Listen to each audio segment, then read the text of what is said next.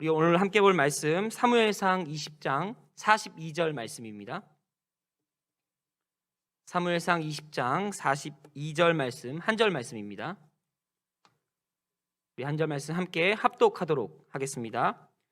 요나단이 다윗에게 이르되 평안히 가라. 우리 두 사람이 여호와의 이름으로 맹세하여 이르기를 여호와께서 영원히 나와 너 사이에 계시고 내 자손과 내 자손 사이에 계시리라 하였느니라. 다윗은 일어나 떠나고 요나단은 성읍으로 들어가니라. 아멘.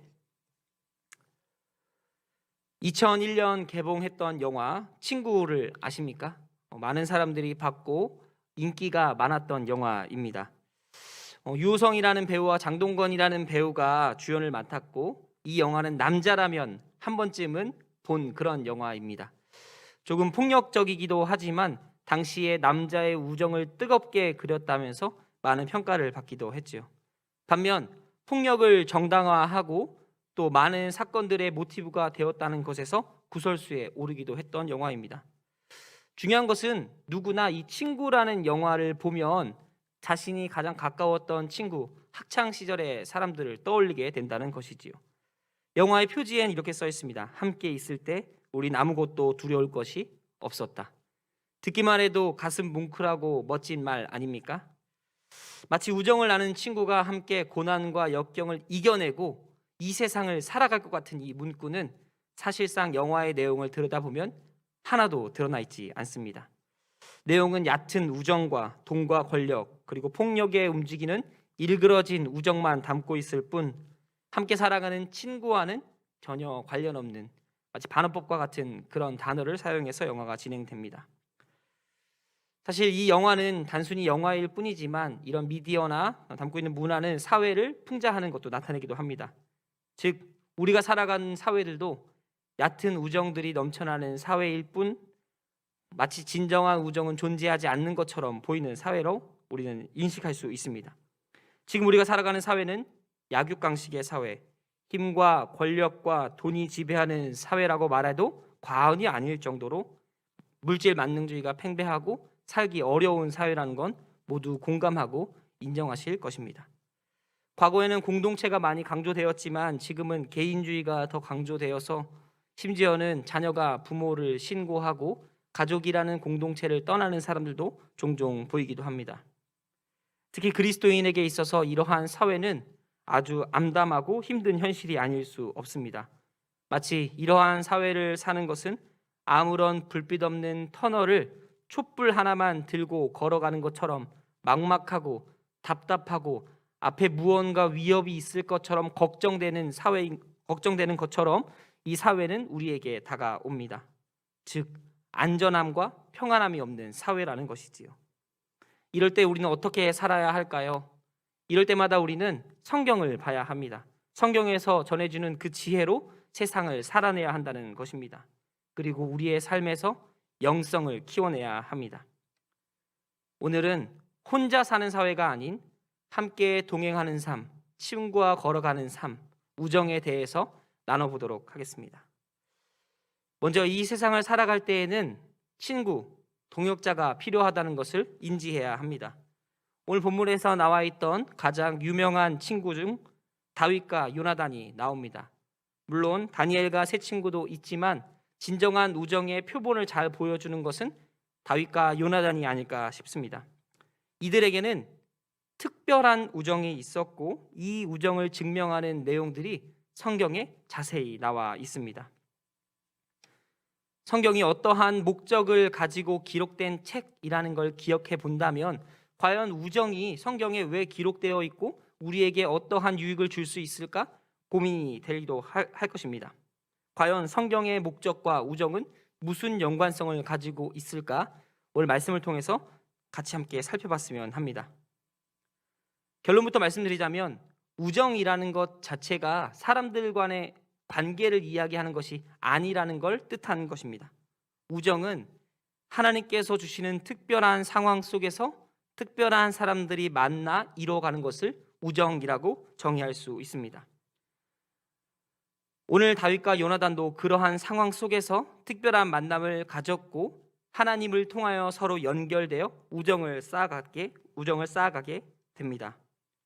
우정의 시작이 겉모습에서 시작될 수는 있으나 하나님으로 연결된 사람들은 더 특별한 사건들을 통하여서 끈끈하게 이어지게 된다는 것이지요. 특히 얕은 우정에서 깊은 우정으로 발전하기 위해선 어떠한 특별한 계기가 꼭 필요합니다. 성경뿐만 아니라 사회적인 측면에서 봤을 때도 사람은 혼자 살아갈 수 없습니다. 누구나 완벽한 사람은 없고 서로 도와가며 살아야 하기 때문에 사회이고 공동체라는 것이지요. 모든 사람은 다 자신만의 특장점을 가지고 있고 그것들을 살려서 사회에 기여합니다. 그들이 사회에 기여하는 이유는 무엇입니까? 이 사회가 추구하는 집단 이익을 위해서 그 사회에 공헌하고 기여하는 것이지요.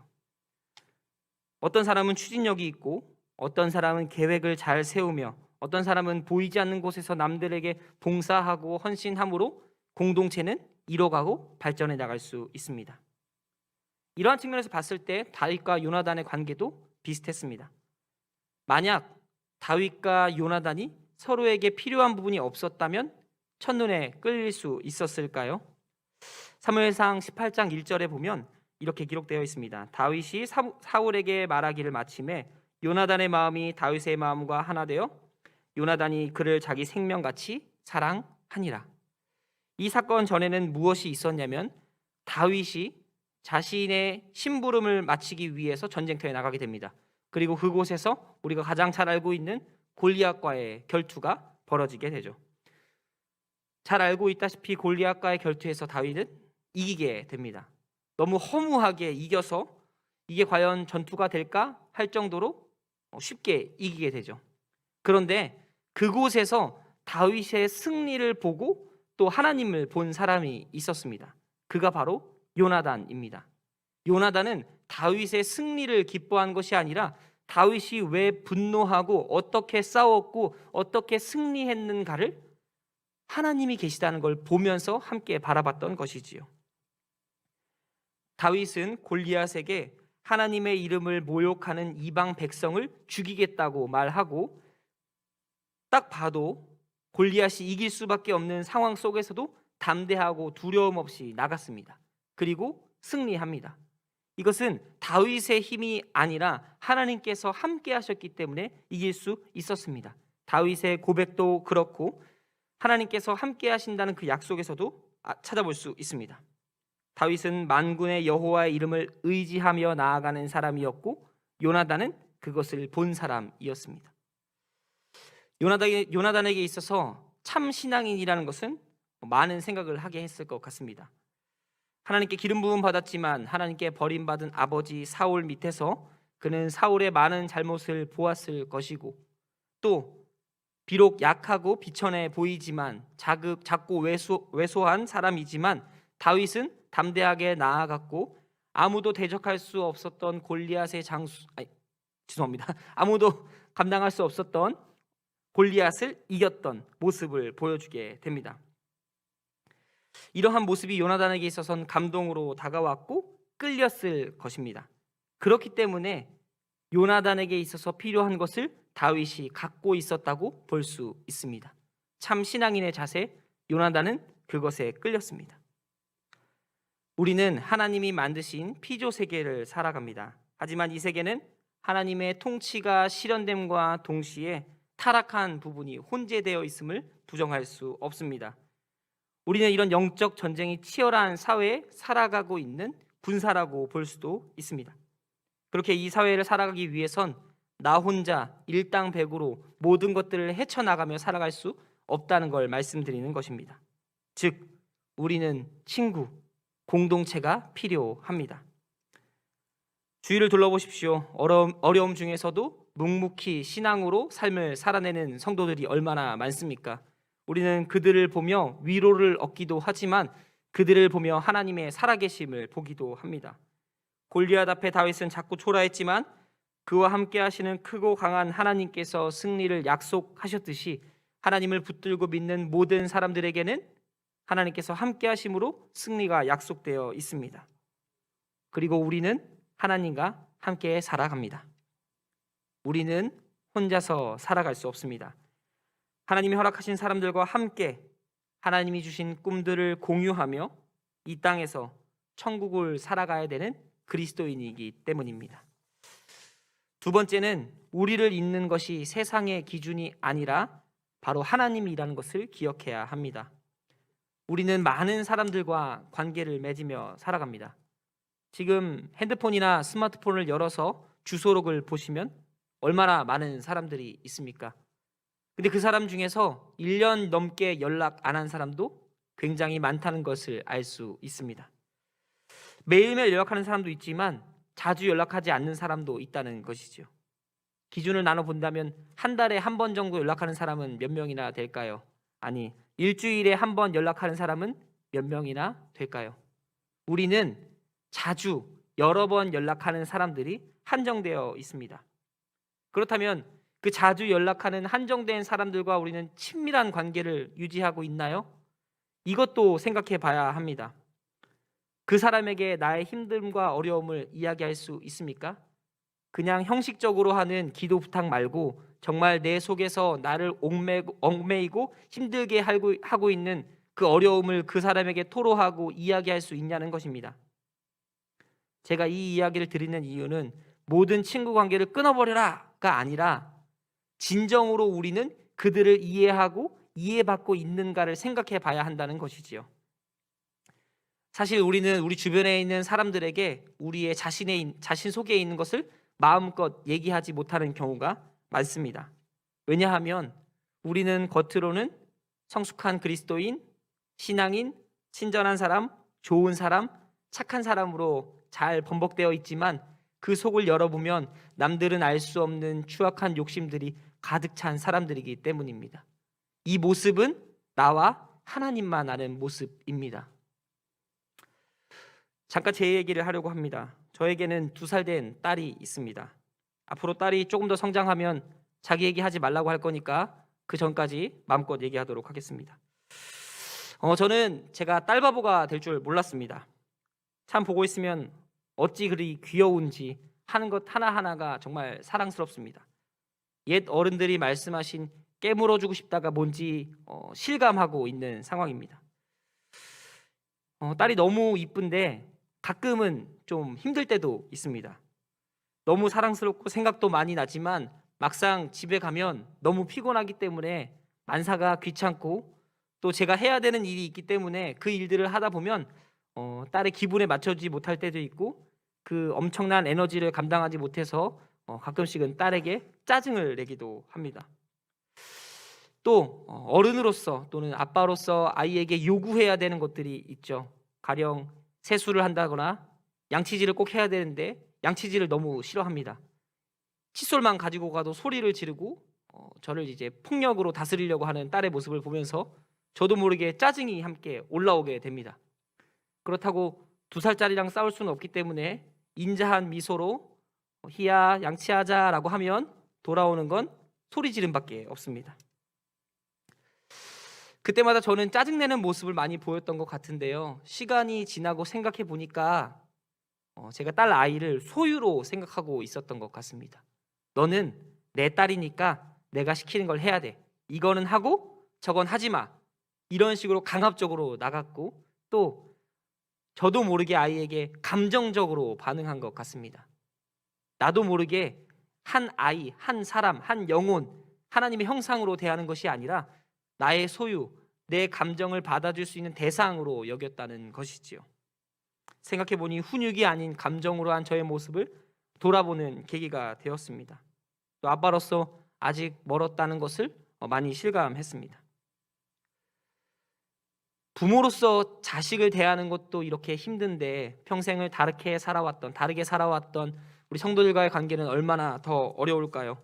분명 나와 다른 삶을 살았던 그 사람들과의 관계는 쉽지 않을 거라고 생각합니다. 왜 이런 것들이 쉽지 않다고 느끼냐면 우리가 우정이라는 관계를 사람과 사람과의 관계로 규정하고 있기 때문이라고 저는 생각했습니다. 만약 우리가 우정의 대상을 하나님의 형상, 하나님의 사람들이라고 생각한다면 지금보다는 더 다른 방법으로 대할 수 있지 않을까 생각하게 되었습니다. 지금까지 봤던 그 사람들이 예전보다 조금 더 이쁘고 아름답고 잘 만들었다는 하나님의 작품이라는 생각이 들면 우리는 아마 그 사람에게 함부로 대할 수 없을 것입니다. 요나단은 왕의 아들, 왕자였습니다. 차기 왕 후보라는 것이지요. 사울과 같이 많은 전쟁에도 나갔고 권력과 부의 중심에 있던 사람이었습니다. 그는 흔히 말하는 인싸였던 것이죠. 잘 나가는 사람이었습니다. 반면 다윗은 베들레헴 사람 이새의 집의 막내 아들이었습니다. 사무엘이 하나님의 명령을 받아서 기름 부음 받을 자 다음 왕 후보를 찾을 때도 이새는 그 아들을 부르지 않을 정도로 존재감 없는 사람이었다는 것이지요. 말 그대로 아싸입니다. 이 인싸와 아싸, 이 두 사람이 어떻게 친해질 수 있었을까요? 신분도 다르고 자라온 환경도 다르고 경험도 다르고 역량도 다른 이 두 사람이 친해질 수 있었던 유일한 계기는 바로 하나님이었습니다. 하나님이 계셨기에 이 두 사람은 친구가 될 수 있었고 생명까지 공유하는 우정을 가질 수 있었던 것이지요. 평생에 걸쳐서 한 번도 만날 수 없는 두 사람이 하나님으로 인해서 만나게 됩니다. 너무 멋진 이야기지 않습니까? 그런데 이것은 다윗 시대에만 일어났던 이야기는 아닙니다.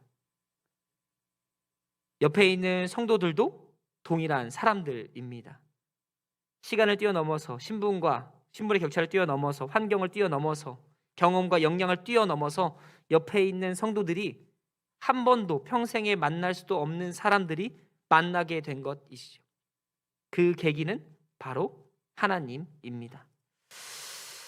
옆에 있는 성도님들을 바라보시고 한번 생각해 보십시오. 그 사람이 하나님의 형상이라면 내가 지금보다 더 잘 이해할 수 있지 않을까? 더 사랑할 수 있지 않을까?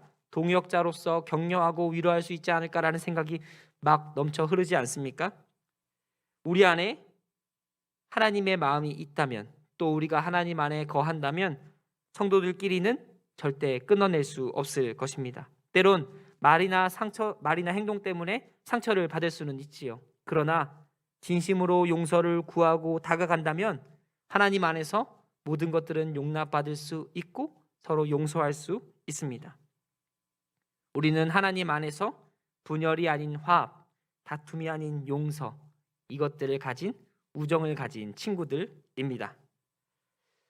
마지막으로 우리는 다윗이 될 수도 있고 요나단이 될 수도 있습니다. 무슨 말입니까? 우리는 성경을 읽을 때마다 항상 주인공의 관점에서 많이 생각합니다. 즉 다윗과 요나단의 이야기에선 우리는 항상 다윗의 위치에 있게 됩니다. 누군가 우리를 도와주고 위협으로부터 건져주는 사람이 있을 것이라는 거 생각하지만 반대로 생각해 보면 우리는 요나단도 될 수 있습니다. 위험에 처한 자가 아니라 위험에 처한 자를 도와주는 사람이 될 수도 있다는 것이죠. 다윗과 요나단의 사건을 기억하면 정말 많은 사건들이 있습니다. 다윗은 요나단을 만나기 전에 골리앗과 싸워서 이겼고 이스라엘에게 많은 인기를 얻게 됩니다. 그리고 그 인기가 다윗에게 간 것을 본 사울은 다윗을 죽이기로 결심하죠. 여러 번의 살인 시도가 있었지만 그때마다 다윗은 살아납니다. 하나님께서 지혜를 주셔서 살아나기도 하고요. 위협으로부터 멀리 떨어지기도 하고요. 사람들을 통해서 살아나기도 합니다. 그리고 이 모든 과정을 요나단은 사울 옆에서 지켜봅니다. 때론 다윗에게 기회도 있었습니다. 자신을 위협하는 사울을 죽일 수 있음에도 불구하고 다윗은 사울을 죽이는 걸 주저합니다. 왜 그랬을까요? 하나님의 기름 부음 받은 자, 하나님이 선택한 사람을 죽이는 건 하나님의 이름을 욕보이는 것이라고 생각했기 때문입니다.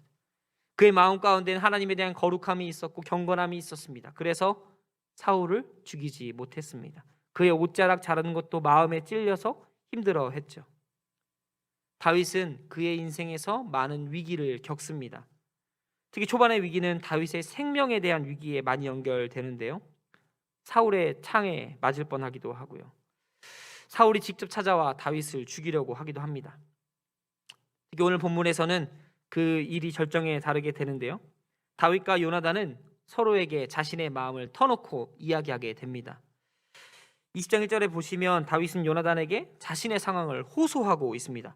사울의 살인 계획을 멈출 방법이 없다는 걸 알고 다윗은 요나단을 찾아가 자신의 생명이 위험에 처했다고 이야기하게 됩니다.